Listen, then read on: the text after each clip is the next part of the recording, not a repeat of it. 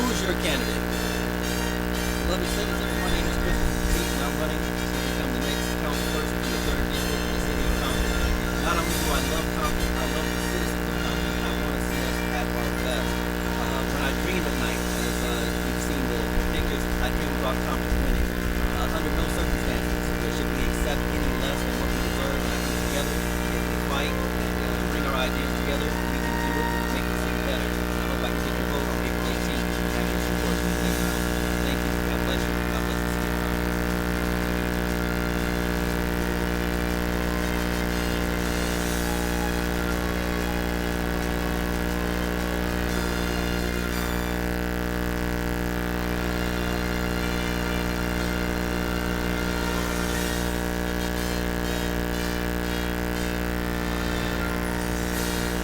Who's your candidate? Beloved citizens, my name is Christopher Petit, and I'm running to become the next council person for the 3rd District in the city of Compton. Not only do I love Compton, I love the citizens of Compton, and I want to see us at our best. When I dream at night, as you've seen the pictures, I dream about Compton winning.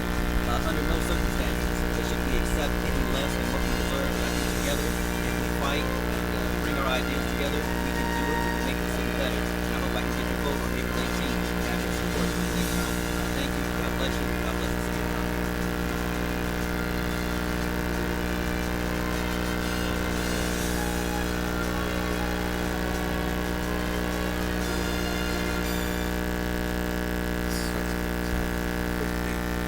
Thank you. Thank you. We here in that district. Absolutely. The best district in the city. That's right. Has every little bit of everything.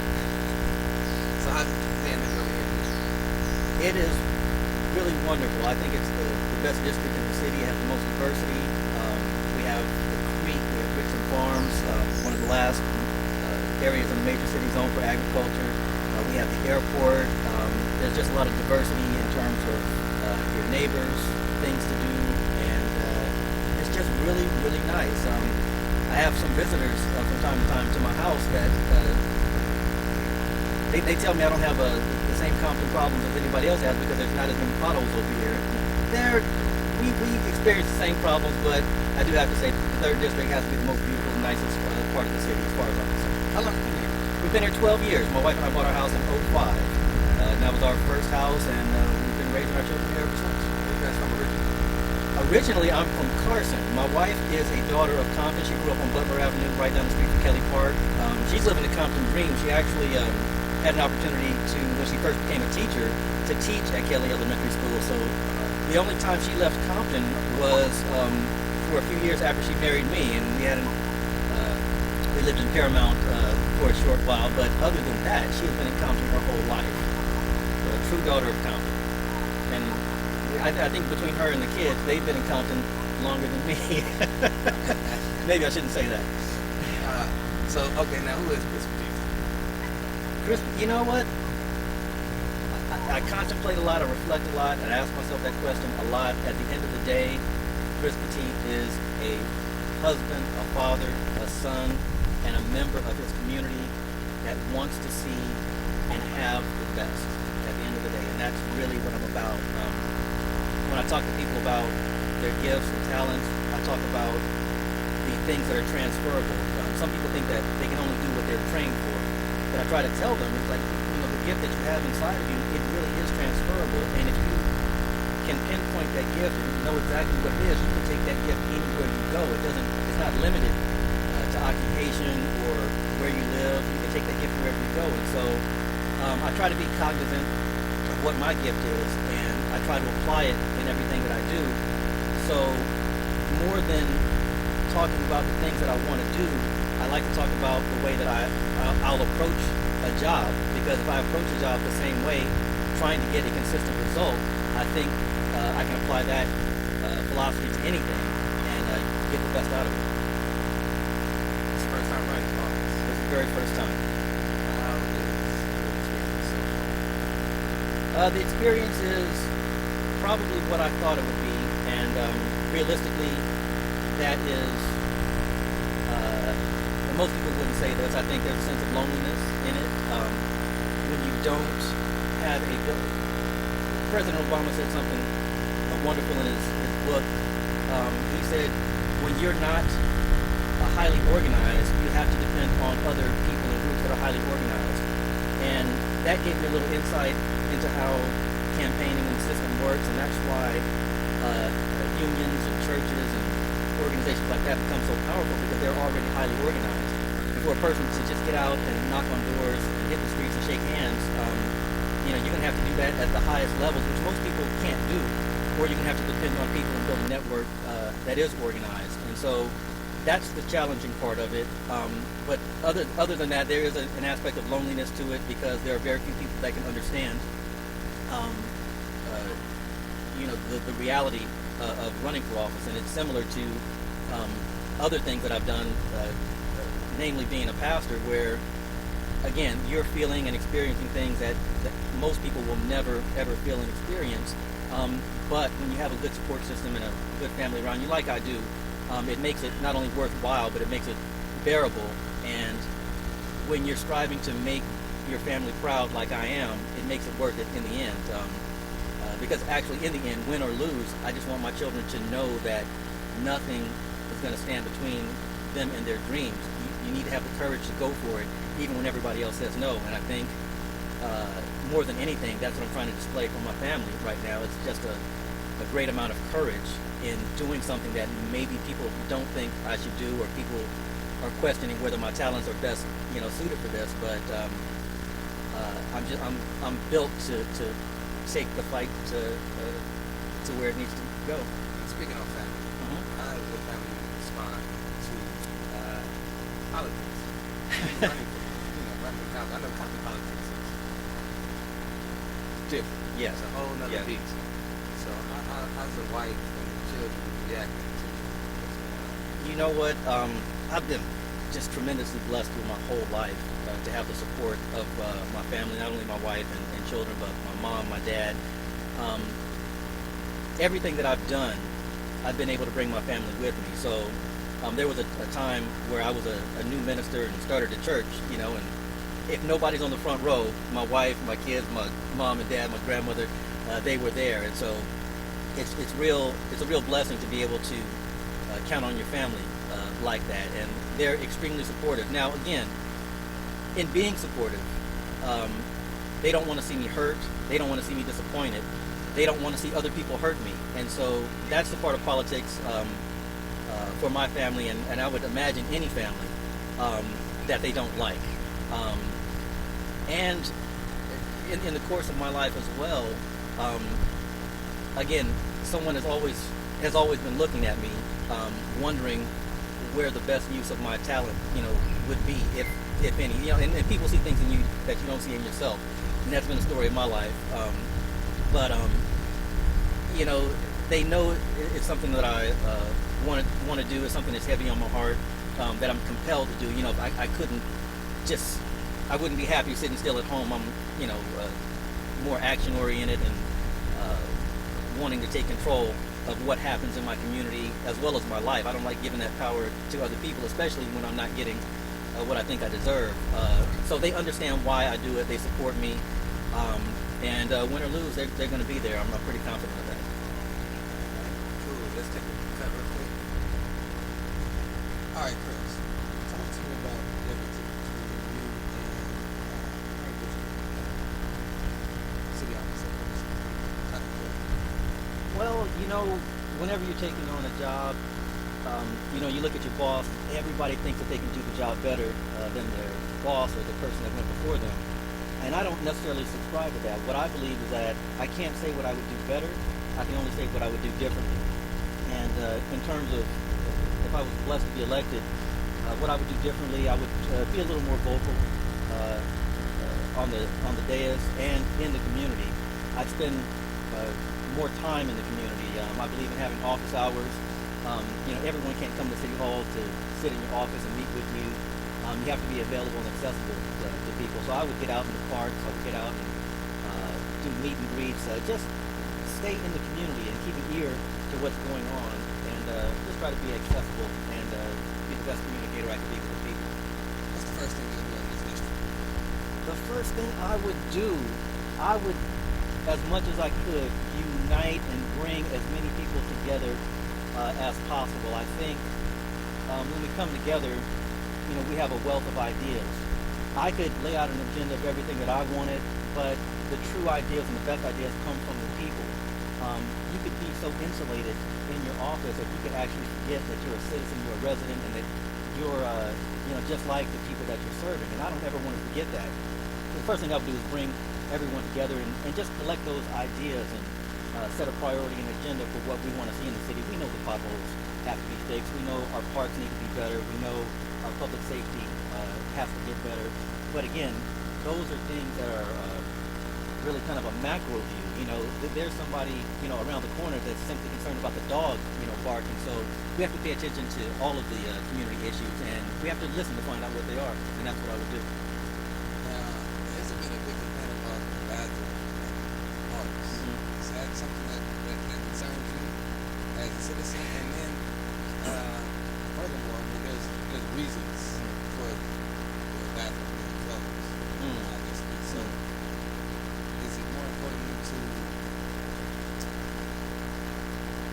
keep the restroom closed and keep the riprap out, or and which keeps everyone else out? Right. Keep them open and let what happens? That's a good question. At the end of we have to have open parks. I'd like to see parks open 7 days a week, and I'd like to see the facilities of all the parks open 7 days a week. As a baseball dad, I'm out here with my son a lot of days out of the week, and using the bathroom gets to be a problem even at 5 o'clock in the afternoon. And if he can't go into the building or the rec center to use the bathroom, it's going to happen on somebody's fence or somebody's wall. And that's just, reality. It sounds bad, but that's just reality. That's the way it is. We can do better than that. And whether it's a porta potty or they actually have bathroom shelters that are safe and welcoming to people, so we can try to do something like that. In my experience as a buyer, I know that there are lots of options short of opening the rec center if it's not possible, to make people comfortable when they come to the parks, and that's what that's really about. Do the residents in this area know who Chris Petit is? Do the residents know who Chris Petit is? Well, the first thing I'd say is that Chris Petit is knowable, and anybody who would want to know me certainly could. If they've spent time in the parks where I coach kids, certainly they have an opportunity to know me. If they spend time in church with me or see me and my son walking to the park to and from, they would be able to know me. So it's not necessarily possible in the way that it used to be. Compton is a much larger city than it used to be, and with 100,000 people, it's almost impossible to get to know your neighbors like you want to. But I'm as knowable as I can be, and certainly the best part of campaigning and the best part of running for office is walking the streets, knocking on doors, and getting to know as many of my neighbors as possible. And I'm not necessarily, I'm not naturally that outgoing, but meeting people has really just completely energized me in a way that I never thought that it would. So meeting the people that I'll be serving is probably the most exciting thing I'm doing right now. What are you doing to gain the millennial? Is that what you're interested in? It's definitely an interest of mine because I'm the youngest person in my race, and I'm starting to find out that I'm not as young as I thought I was. When I talk to so-called millennials, I'm not as young as I thought I was. I'm 44 years old, but to a 35-year-old person or younger, I'm like an old guy now. Somebody was talking to me about, you shouldn't change the way you dress, and don't come out and wear Marilyn Monroe and all this kind of stuff. I'm like, what's a Marilyn Monroe? I don't know what this stuff is. And then furthermore, I use Instagram, but I don't use Instagram like it's supposed to be used. I can learn something a lot new. But young people are very important to me because I know what it feels like to be young, and I know what it feels like to feel like you don't have a voice. The interesting thing about what we're calling the millennial vote is that, again, and I think I shared some of this before, is that there was a time where if you wanted to publish a book, you could, send copies to an editor, and they would send you a letter and say, oh, yeah, we're going to publish a book, sign a contract. But now you can skip the whole process, do self-publishing, and, things happen so much faster now. And so when I look at a person that's 35 or under, a so-called millennial, how do they look at the voting process? Are they saying, yeah, let's get together, let's volunteer, let's vote for this guy and hope that he does something for us?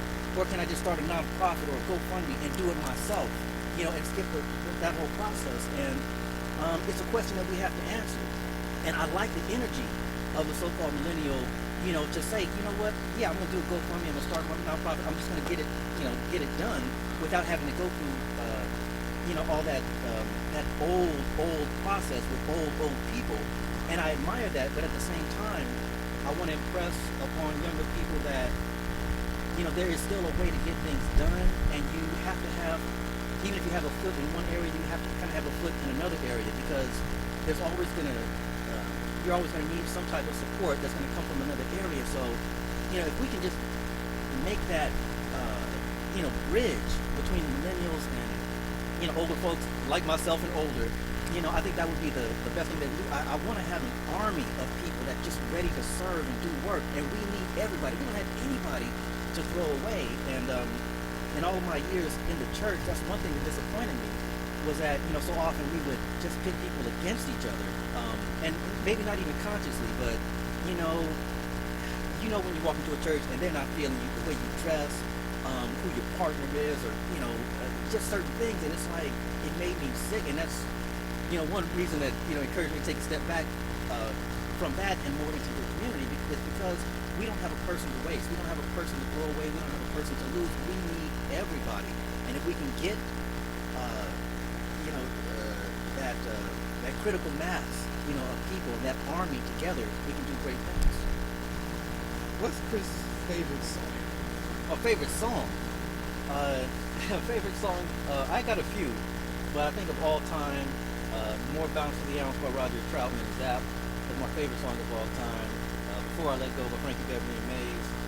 And the song that really changes my molecules and puts me in a completely different mood, and I need to hear it to lift me up sometimes. It's not too well-known song by Michael Jackson. It's called With a Child's Heart. And when I hear that song, it just kind of makes me, feel like I can make it. At the end of the song, it just repeats the phrase, nothing's going to get me down. And sometimes I need that, and I need it now more than ever. So those are our top three. Favorite movie? Favorite movie of all time is The Godfather. And it's really The Godfather Part 2, but just to give credit to the original, I would say The Godfather, and really the whole Godfather series. You could. A lot of the people that say the sequel is better than the original. Oh, Godfather 2 was amazing. Are you kidding? Yeah, that's like the best one. And that's the interesting thing about that, is that it's one of the few series or trilogies in which the sequel or the second movie was actually probably better than the first, but the story was just amazing, and it's just really, it's a movie about life. Every lesson you could ever learn about life is in that movie, and I try to follow it as best I can without the gunplay. All right, favorite book? Favorite book is Grapes of Wrath by John Steinbeck. I like the imagery and the storytelling that he used in that, talking about a family going from the Dust Bowl of Oklahoma to a better life in California that didn't turn out to be better, and I think it speaks to kind of what our dreams are sometimes. Sometimes our dreams are not it's not that they're not realistic, but sometimes they're not reality. And when we allow other people to be in control of our dreams, like that family in the Grapes of Wrath, end up living in a company town in a boxcar, it just shows us how quickly things can spiral out of our control when we're not in control. And so it just reminds me at all times, as best as we can, to try to stay in control of our dreams and don't turn those types of things over to other people. And besides that, obviously the Bible would be an obvious choice for my favorite book. Are you involved with any organizations? Sure. I do. Very involved with Compton Little League as a volunteer coach and fundraiser. I was honored to be approached about being on the board of the Greater Long Beach YMCA for early childhood education. And the reason they reached out to me was because of their 5 preschools. They had a preschool that had a family from Compton, the only family from Compton in their system. And that family had no representation on the board. They thought it would be a good idea to have someone from Compton to represent that family on the board, and I jumped at the chance to do that. And I would go far and wide for it. I mean, all they had to do was say Compton family, and I was there. And so what ended up happening was that I got a chance to represent that family in Long Beach, and I actually ended up becoming the first member of that board from the city of Compton. So um, that was just an amazing thing that I was able to be a part of. And then besides that, my church work and just allowed me to stay connected. Where is church going? Road to Damascus Church. It's on Ashita Avenue. Basically, it's Avalon and Gardena Boulevard. It's actually they meet in the same building as City on the Hill. All right, now, why should people vote for this particular? Wow. The thing that's probably foreign to me when it comes to politics is that it forces you to talk about yourself. And I can talk about myself, but I really don't like to. I prefer just to put my head down and do the work. But the truth of the matter is that I'm 44 years old. I've been married for 17 years. I've gotten a lot done in the past 20 years of my life. And the truth of what I believe is that there will never be a better time to elect a young, family-oriented, idealistic person to this office. And when I say idealistic, I don't mean idealistic in a non-realistic way. In other words, that I'm dreaming about things. But I mean idealistic in that I'm full of ideas and full of energy, and this is really based on my past experience and what I'm looking forward to. This is the best time to elect a young man raising his family in Compton that has ideas and wants to see Compton get better, and knows that every decision that he makes is going to impact the lives of his children who are 14 and 12 and growing up in Compton. And so there's a lot at stake. And when I talk about Compton, because I'm raising my family here, it means a little bit more to my heart. You know, when I hear about a murder, it affects me, you know, in a way that it may not affect other people. I'm not sure, I can only speak for myself. But it really affects me. I feel like every 12-year-old boy is my son. I feel like every 14-year-old girl is my daughter, or could be my daughter. And so I'm feeling Compton in a way that maybe some don't. But this is I feel like truly this is our time. This is our time. What do you do when you get that? Do you not? Do you run again? Do you leave the city? Do you go search to run elsewhere? What do you do? I have a lot of passions. I have a lot of things that I can do. One thing that I like to do is go in my backyard and garden. And I joke all the time and say, if I don't win this, I'm just going to go back to the garden or back to the farm and grow some beans and never look back. I've said that before, though. The fact of the matter is, I have a heavy burden on my heart. And if it's not this, it's going to be something else. At the current time, if it doesn't go in my favor, I don't anticipate winning again. I don't anticipate doing this again. It's tough on the family. It's tough on every aspect of your life. So I wouldn't want to do it again. But then again, if a community group approached me, or if people were willing to support me, and I agreed that that was the same thing on my heart, then I would have to consider it, and I would just have to go where the Lord leads, for lack of a better term. Sounds good, Chris. I appreciate you taking the time to talk to me. Absolutely, anytime. Anytime. Thank you, sir.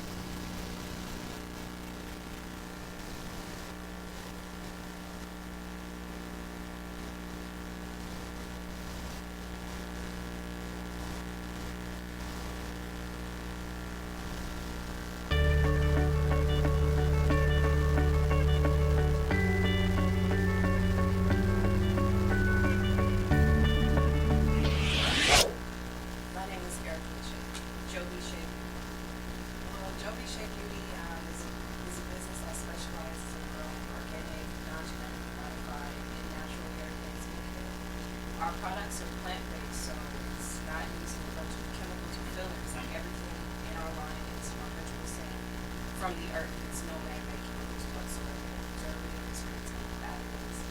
And we actually grow the rosemary, the lavender, the mint, and the aloe vera that we put into our product. We launched on April 30th, 2016.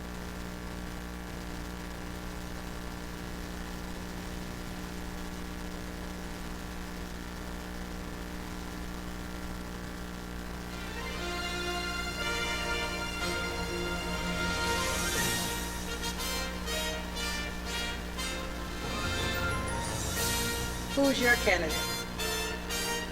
Hi, my name is Tyler McCoy and I'm running for the 3rd District.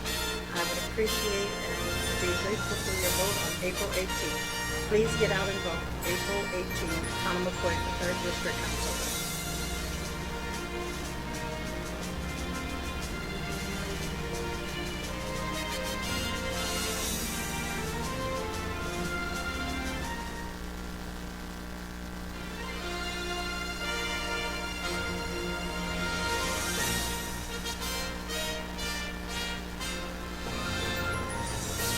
Who's your candidate?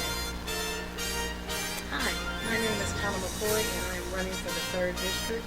I would appreciate and be grateful for your vote on April 18th. Please get out and vote. April 18th, Tyler McCoy for 3rd District Council.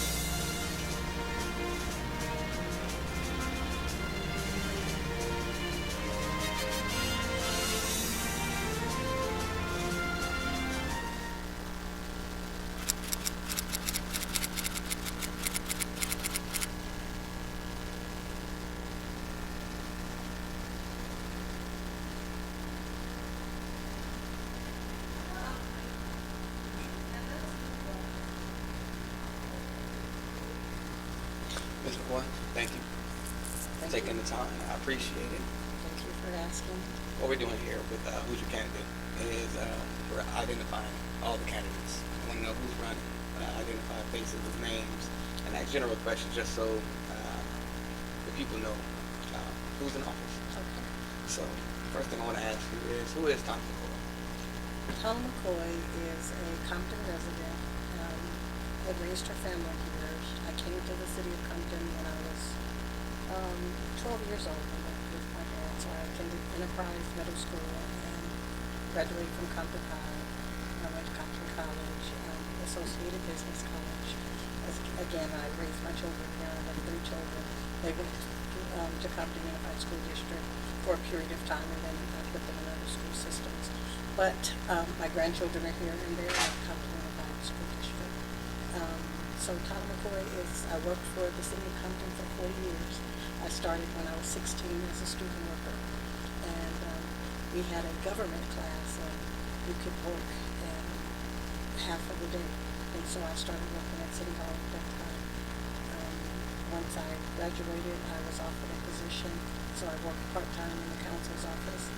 And then, once I completed school, then became full-time employee for the city. I worked for 30 years for the mayor and council, and the last 10 years I worked for the water department. And so I retired to accept this,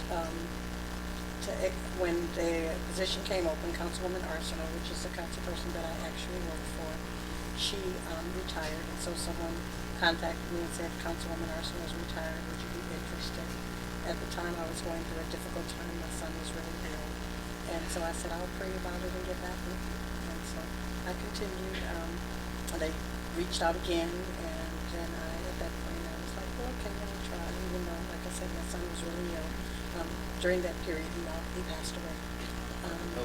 Yeah, thank you very much. I only had one son, but, during that time, I was in Bethesda, Maryland with him. He was a patient at the National Institute of Health, and so he knew about it. And he was like, Mom, that's exactly for you. That's what you should be doing. So that was really one of the pushes for me to move forward. Have you always wanted to be in government? Not at all. I worked for the council again, like I said, 30 years.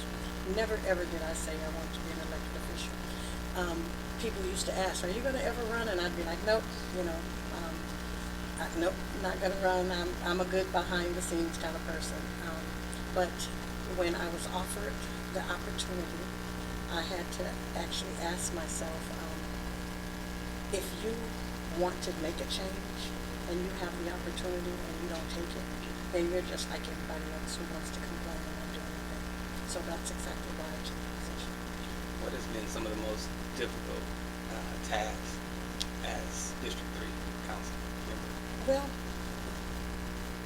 right now, of course, we're going through a difficult time because we have a lot of infrastructure issues. And what I fast learned is no matter what you do, you can't please everybody. So, people will call and say, oh, you need to do this. And I would, make an attempt or do it. And then if it wasn't, then if something else went, oh, no, that's not what you want to do. So what I had to learn is to stay true to what the mission is. And the mission is what's best for the city.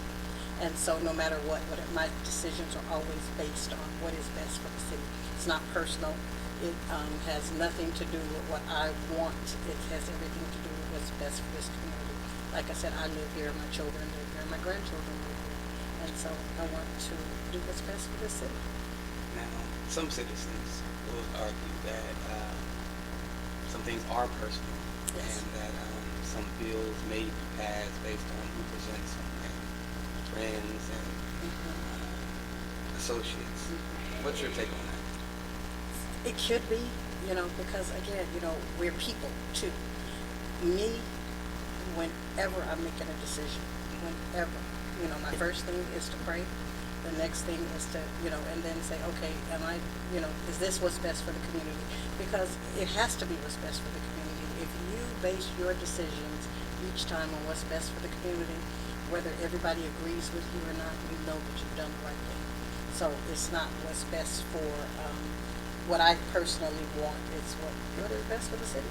So that's what I base my decisions on. And yes, it can get personal because, sometimes people want something, a particular, something passed. But, if I don't think that is something that's going to benefit the community, then, I'm going to have to go against it. If I think it's something, no matter who presents it, if I think it's something that is best for the community, then I'm going to vote for it.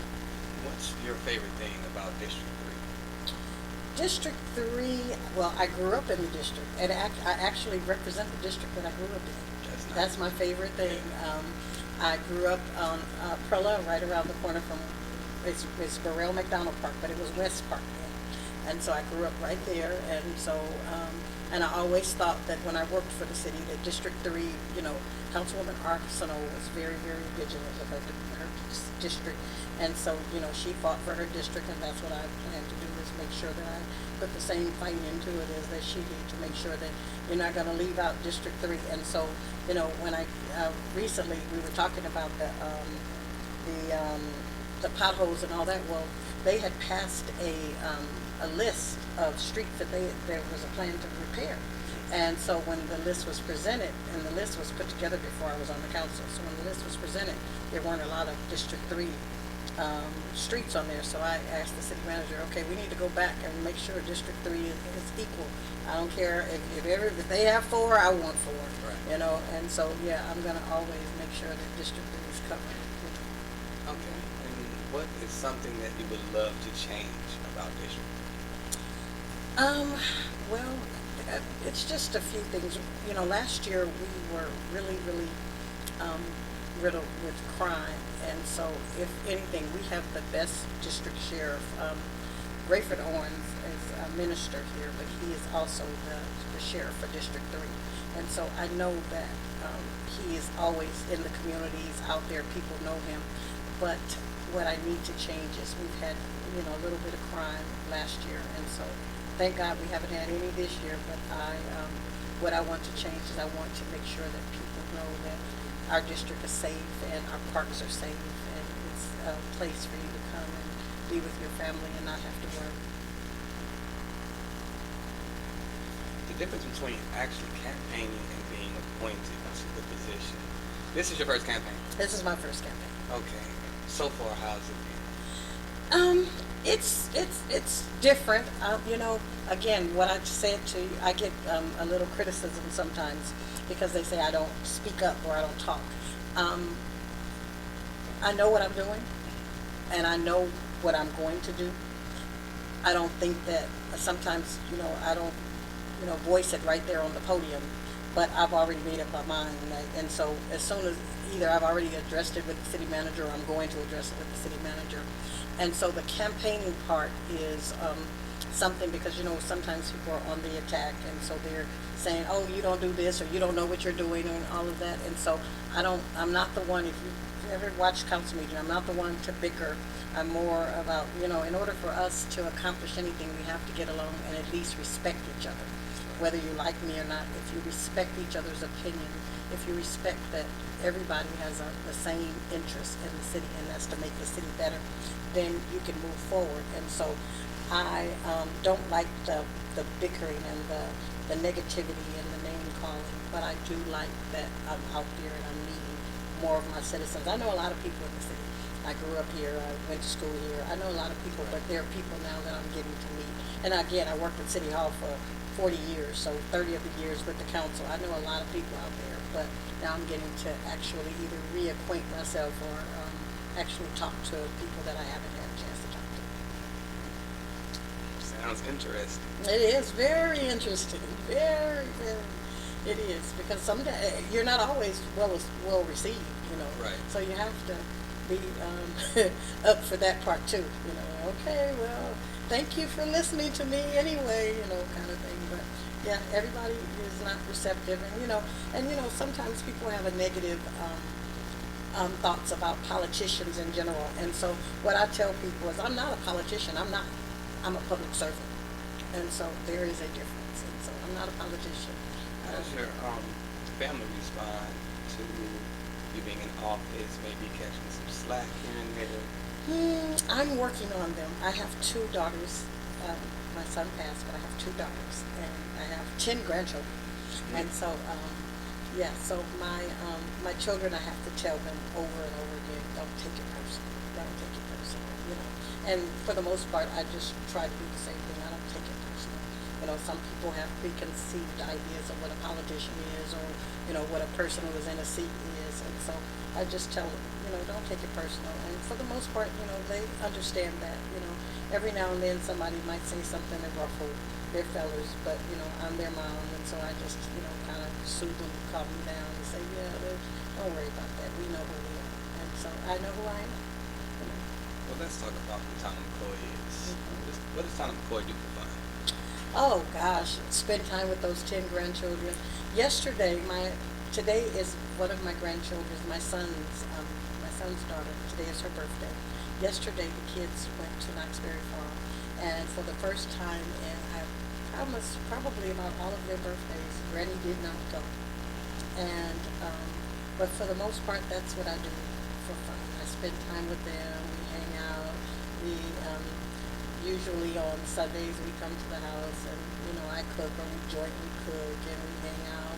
I love movies. Me and my friends, my husband passed away a couple of years ago, but I love going to the movies. I love going out to the park, so that's what McCoy does for fun. Hang out with family and do things. My dad is still with me, and so I go and spend time with him. That's a blessing to just have him with me. What's your favorite movie? Oh gosh. Well, we actually I like the fairy tale movies, so Beauty and the Beast and Cinderella, and I like that with the kids. Although I have 7 grandsons, so my grandson has me into Transformers. Yeah, I have 7 grandsons, and so Transformers is my favorite. That's the one I want to see at Beauty and the Beast. Oh, okay. Oh, yes, that's great. And we were invited to a play. The charter school did a play. It was excellent, excellent. Celebrity, the charter school. Celerity Charter School. They did Beauty and the Beast. It was excellent. And so I took my 2 granddaughters. So they enjoyed it. So now I have to take them to the movie. Favorite song? The first thing that popped into my mind is I Will Always Love You. Whitney Houston, I Will Always Love You. Okay. Favorite book? Favorite book. I love to read. Even though I have an iPad and a Kindle, I still like the books in my hand. And so let's see, what is my favorite, all-time favorite that I can read over and over again? I would say, Zora Neale Hurston. And I can't think of the name of it, but it is, one of my favorite books. I have it on my bookshelf, so I will look, now I have to go back and say, now what's the name of the book? But it's an older book, but it's very good. Their eyes were watching God. Their eyes were watching. There you go. Uh-huh. Yeah. Okay. So. City council meetings. Oh. Now, people consider them not to be as professional. Would you agree? We could do that. We could do that. I'm looking at that. How can Tom McCoy do better? I can interject behind closed doors, you know, what we should be doing, the persona that we should be putting out there. I'm the newest member on the council, but I'm not the youngest member on the council. So I could interject a little more on what we could do to put on a better image for the city. Do you think age plays a part? No, because, you know, there are some very, very mature people, no matter what age they are. So no, it doesn't play a part. It's just that, you know, and what do they say? If you sometimes look back at yourself on tape, that you know, you see more. And so, you know, I'm not one who argues, and so I don't argue, you know, on the floor. Now, don't get me wrong, I get my point across when I have to, but, you know, on the floor, I just don't want to put that out there. I'm, again, more of a, you know, say what I need to say behind the scenes so that it can be done. I don't believe, you know, I was an employee, so I don't believe in putting the employees out there and, you know, kind of raking them over the coals either. But I do believe that, you know, there's some problems in City Hall that we need to deal with, and so that is one of the things that I'm dealing with the city manager. You know, when I first came, we had policies and procedures that we followed, and so I'm really back to, you know, we gotta get back to basics, following the policies and procedures, setting them, making sure, and so what I could do better is to interject what I think that looks better for the city. Now, aside from the mayoral race, your race in District 3 has the most candidates. Yes. Why? I think people view this as a really a seat up for grabs. You know, even though I'm in the seat, I'm not an incumbent. I'm an incumbent because they appointed me. But, you know, Miss Arsenal, Councilwoman Arsenal, did not have, she had competitors, but she didn't have all of this because she'd been in the seat for, you know, she was served for 22 years. So, when you have a seat that you think is up for grabs, then, you know, people tend to, everybody throws their hat in the race and say, oh, yeah, I could do what she does. If she could do it, I could do it. You know? Do you think that image comes off across as anyone can do this job? Sometimes people think that, I've listened to, you know, some of the just in general, just some of the statements of, you know, well, when I get there, if I'm elected, I can do this. I'm gonna, you know, work with education. I'm gonna do this, and you know, you need to know your roles because, you know, education is a totally separate board. We have no control over education, but yet people say, well, you know, I'm gonna improve education. I'm gonna do this, you know, and so people look at what you do and they think that you could do it, and you know, you get criticized sometimes for the decisions you make, and so. On one instance, I did have a citizen who contacted me and said, you know, you shouldn't have done that. And I said, but you don't have all the information. You know, you don't know all the other things that I do know. You know, so, you know, I based my decision on all the information that was presented to me. It looks easy to say yes or no, but it's really not, because you have to think of all the effects that go along with it. You know, when you vote for a bond or not for a bond, you have to look at the whole picture and decide whether it's best for the community. But on top, like, I think when I first came, we voted to extend a bond and pay off a payment. And, you know, I got criticized, but the thing is, what they didn't know is if we didn't do that, refinance that bond, we were going to be faced with a balloon payment of, you know, close to $4 million. And so, you know, we had to stretch it out, and so that's what we did. You know. not as easy as it looks, you know. Okay, so now we have Chris Petit, Robert Ray, Joyce Kelly, and Thomas Carlos, all running District 3. What separates you from the rest? I've been in City Hall, again, 40 years, so I know the inside and I know the outside. I worked for the council for 30 of those years, so I was trained. I was trained well. You know, some of my predecessors I followed, I watched, I was right there by their side, so, I was trained well. What I have said is, this is what God was training me for. And so I know the government side, but I also know inside City Hall and the things that need to be changed, that needs to be fixed, just the basic things that could just make the city better. How has this directly been your involvement of you being on board? Well, again, I'm really active in the district. I'm really active with the parks. I do programs. I've done quite a few programs in the district, just to bring the district together. I did a movie in the park, just for families, so that, people could come out in the park. It was twofold, to make people feel safe in their community. Don't come to the park if you don't feel safe.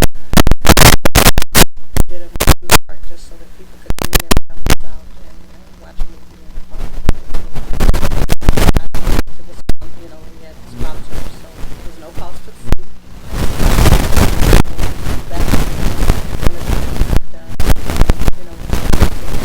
I'm doing a hometown hero. Years ago, one of my council people used to do a hometown heroes, and we recognize like the entertainers and all of that come from the city, but not the people who are day to day who made a difference. And so that's what I'm doing. I'm doing a hometown heroes. Ms. Pleasant, you just saw here. She's worked for the city for 30-something years, but she's always volunteering. She's always giving, of her money and her time. She'll just because of the guys in the yard, I know she work hard, and she's a caterer by nature, and so she'll go and prepare a grand meal at no cost, to anyone. She just, she'll go and solicit her own donors. You guys are going to need to help me feed these people. She has a love for the seniors, and she's even just up there on the couch. You have to do this for my seniors. You have to do this for my seniors. We're honoring her. People like that have made a difference. That we know what they want to do. Yeah, there's a lot of new millennials, or not new millennials, there's a lot of millennials that are starting their own businesses. How does it come from? Is there anything, or how can you aid them to start their business or bring their business in? Well, one of the things that I did a couple of months ago, I did a business mixer. And so with that, you invite people that... Everybody's gonna try. Girl, all the bitches,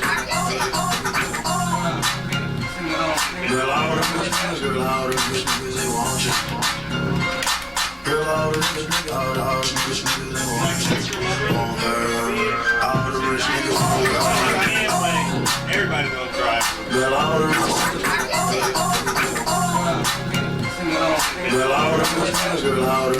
they want you. Girl, all the bitches, all the bitches.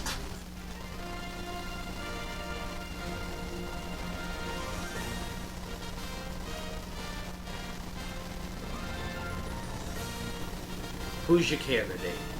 My name is Mike.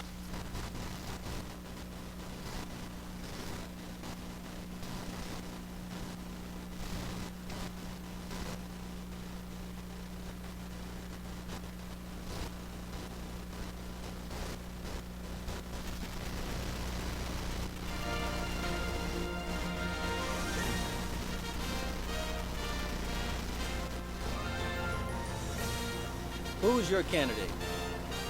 Beloved citizens, my name is Christopher Petit, and I'm running to become the next councilperson from the 3rd District in the city of Compton. Not only do I love Compton, I love the citizens of Compton, and I want to see us at our best. When I dream at night, as you've seen the pictures, I dream about Compton winning.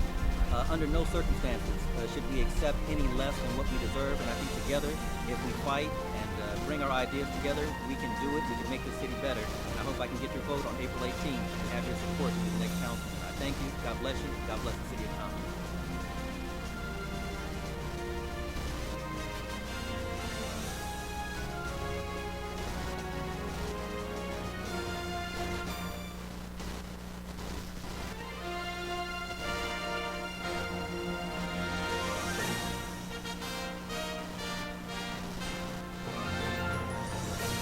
Who's your candidate? Hi, my name is Paula McCoy and I am running for the 3rd District. I would appreciate and be grateful for your vote on April 18th. Please get out and vote. April 18th, Paula McCoy for 3rd District Councilman.